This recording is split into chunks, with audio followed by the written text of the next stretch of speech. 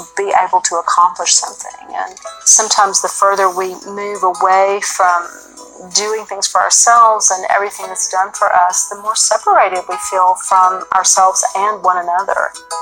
Every step in Alabama Channon, finally, we'll explore ways to add embellishments and details to customize your design. Let's talk about the skirt design, the fabric we'll be using, and look at some of the design choices you'll need to make before you start. My philosophy about a garment pattern is that the pattern itself be very simple so that the detail of the embellishments can shine through. The swing skirt has 4 panels and comes in 4 separate lengths, and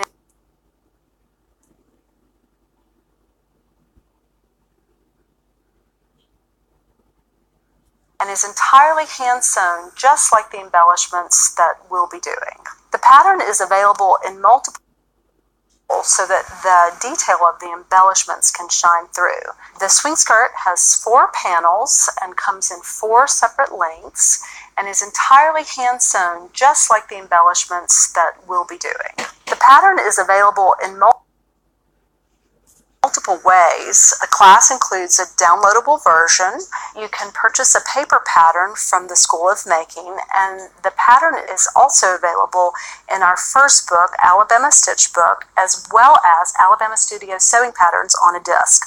We'll talk more about fitting the pattern in the next lesson. You can also order a kit, and kits really may be the easiest way for beginners to start because they come with all the pieces that you need to get started sewing straight away. At the School of Making, we also offer printed Magdalena fabric that you can use to cut out yourself to begin your project, or you can stencil your cotton jersey fabric yourself with a stencil that's also included in the class materials. We'll use organic cotton jersey, which is my favorite material to use. You know, cotton jersey is the basis of t-shirts, so it's quite stretchable and so really easy to incorporate into everyday life. It moves with you and it really fits everyone. We'll also learn more about our cotton jersey fabric later on. So let's talk a little bit about design choices. You know, some of our garments at the School of Making can take weeks, months, even years. Folks have worked on projects. So it's really important that you are working on things that you really love. And so this would be a great time to go ahead and download and print out the design worksheet that's available from the class. It has a list of questions that you're going to fill out to help design your project before you ever get started. So at the School of Making, the first thing we think about when we're getting started is the color of the piece that we want to make. So the swing skirt is going to have 2 layers, so we're going to choose an outer layer color and an inner layer color. We stock at the School of Making 25 different colors on a regular basis and have some special colors from time to time. Moving over here, you can see we have these design stacks that we offer in both painted and unpainted versions to use for inspiration and try to figure out, you know, the best way to put your kit or your project together. So when we're getting ready to do this, our swing skirt and the way we're working it with reverse applique is going to have a stencil applied to the outside that's a pattern that we use as the roadmap for where we lay down our embroideries. These stencils, for the purposes of this class, we're going to be working with the Magdalena stencil, but at the School of Making, there's a resources page where there are many stencils, either floral or geometric, that you can choose according to your taste and the vision that you have for the piece that you want to make. Once you've decided on your stencil, we then look at what color paint to apply to the outer layer of the fabric. And we also offer these design stacks in this painted version in both a metallic and a tonal. So the metallic paint has a little bit more contrast applied to the fabric, whereas the tonal may in some cases, you know, kind of blend more into the fabric. And this is really truly a case of personal taste. You know, sometimes I really like to have things that are very tone on tone, even using the same color on the outside layer and the inner layer of the product. And other times I like to do things that have a lot more contrast. So for example, you could take this natural color fabric and put it over a color that's much darker to get, you know, a higher contrast project going. By the same token, you could take something like this navy here, which is really beautiful, and actually use a navy backing layer. So you really get this tone-on-tone feeling between the inner and the outer layer once you cut your reverse applique away. It's really important, to test some of these things out in the beginning. So maybe find some scraps of fabric or work in these little small squares so that you can test out everything that you do in advance. At the School of Making, after we've made our initial fabric color explorations, we create full swatches to explore how these colors work together. So in advance of this class, we made several swatches to try to determine the fabric that we wanted to make the swing skirt in. So here you can see how a lighter color outer layer works with a darker color backing layer. So there's all kinds of different variations and moods that you can create by combining fabrics in different ways. So here's a slightly darker outer layer with a lighter inner layer. So in the end, we decided for our project, we landed with this baby blue outer layer, a dove backing layer. We used a fog color paint on our stencil, which we're going to get to later, with a slate colored thread. And here on the swatch behind it, you can see just the opposite, with the dove layer as the outer layer and the baby blue as the backing layer. So once you've decided on your two colors for the inner and the outer layer, you'll want to start to think about what the thread color could look like. At the School of Making, we work with what we call button craft thread. It's a very strong thread that we'll talk about when we get to the sewing process, but we love this thread, and it is the basis for almost all the work that we do. The thread only is offered in 9 colors at this time, and so once we've decided on the 2 colors, what we'll do is go back to our little design bundles and make small swatches just to explore what the thread colors, how that changes the design of the garment. So here you can see there are variations on all of the thread. You have the 9 different colors that we use, and you can see, for example, when you apply the red thread to the baby blue outer layer, the stitches really stand out. When you use a darker color like a black or a navy, the thread colors really stand out. When you move to like our slate, the stitches themselves start to become more part of the fabric itself, so they blend in a little more. So for this class, we chose our slate thread with the fog paint, the dove backing layer, and the baby blue outer layer. So people often ask me about what makes good design or bad design, and really truly the answer is that beauty is in the eye of the beholder. What really appeals to one person may not appeal at all to another person, but use this time in advance of really getting started on your project to really explore how fabrics work, how fabric colors work together, what happens when the thread has come in. Do you want a floral or a graphic design? Do you want inner and outer layer that are contrasting or that are more tone on tone? This is really the fun part for me of getting started with any project, is figuring out all the details. So take your time, settle into it, and really enjoy exploring all these different variations. In the next lesson, you'll learn more about the tools and materials that we use at the School of Making, and I'll show you how to work with the pattern.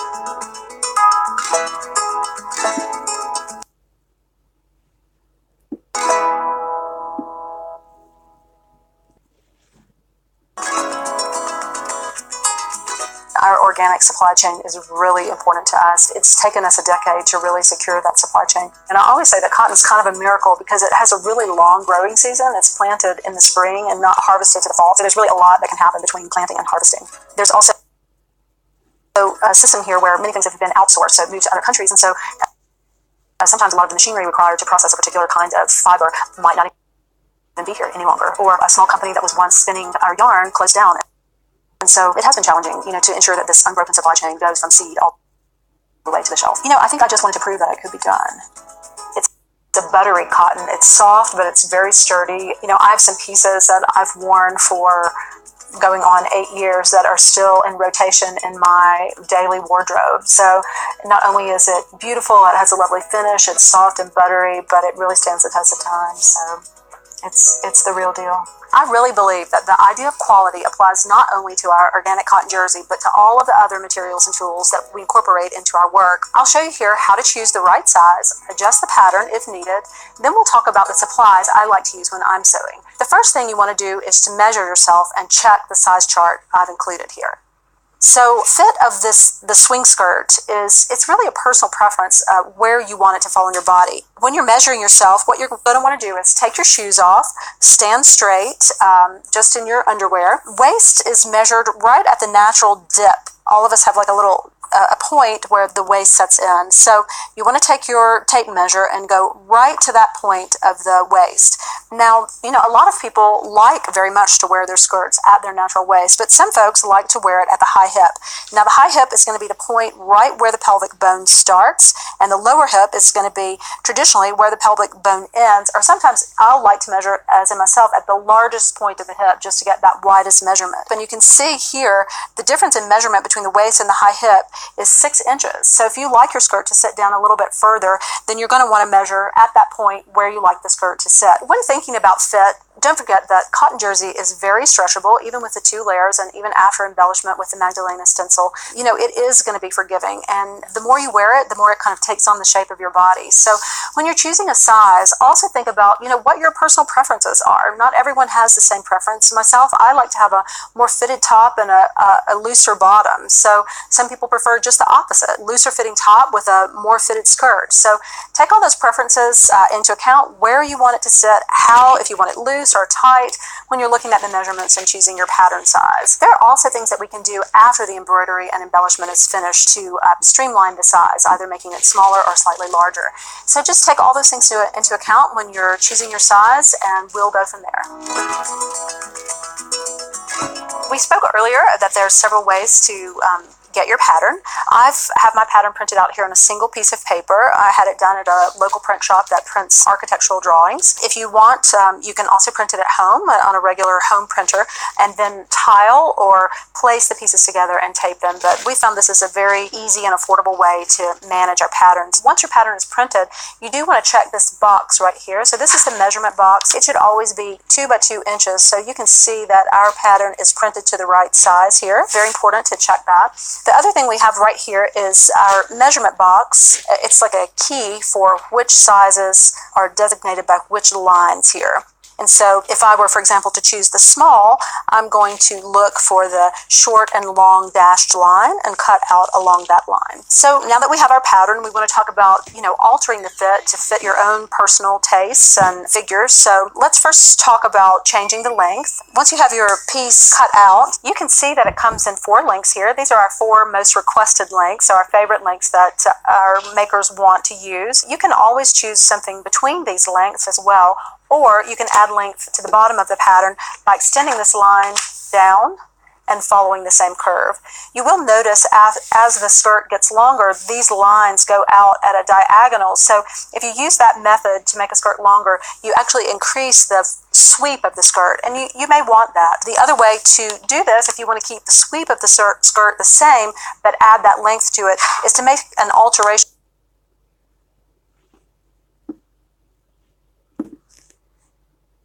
of your high hip, which should be like 6 to 7 inches. So I'm just going to make a little mark right here, my 6-inch mark, and I'm going to make sure that this line is perpendicular. So my ruler is now perpendicular to our grain line. I'm going to draw a little line right here. I'm going to take my paper scissors. Make sure you have your designated paper scissors, and I'm just going to cut this line. Okay, so taking an 8.5 by 11 piece of paper, I'm just going to add the paper here, a little tape.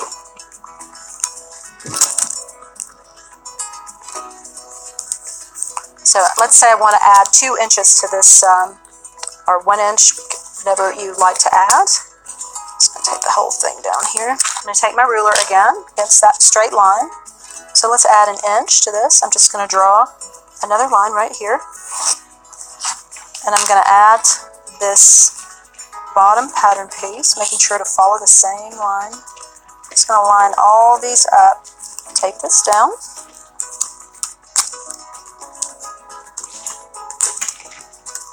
And then what I want to do is go back and make sure that this line is smooth from the top to the bottom. Another line here. Draw this in. Fill this one in over here.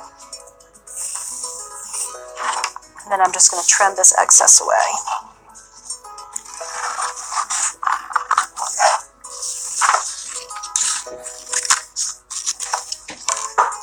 Turn this over.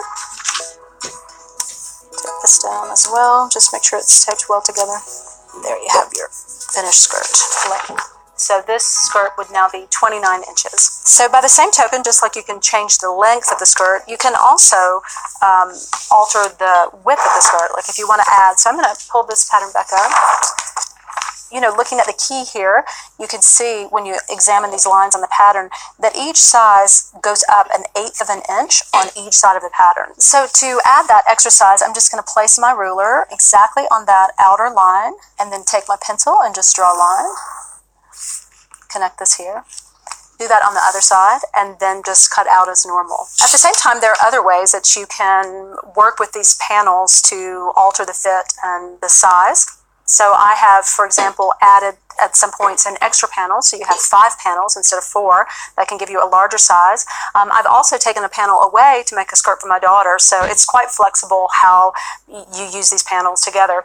One of the other techniques that we use is to add a stripe of fabric down the side, both sides of the skirt, to add additional, well, detail, but also additional size to the skirt. So here is a stripe. You can see the stripe can be made as long as the skirt is. This is a 1-inch stripe when after the seam allowances becomes an additional 1/2 inch. And if you have those on both sides, so that adds 1 inch to the skirt. This version shows a stripe that is 1.5 inches, as you can see on the back, which becomes 1 inch on the front, adding 2 inches to the total circumference of the skirt.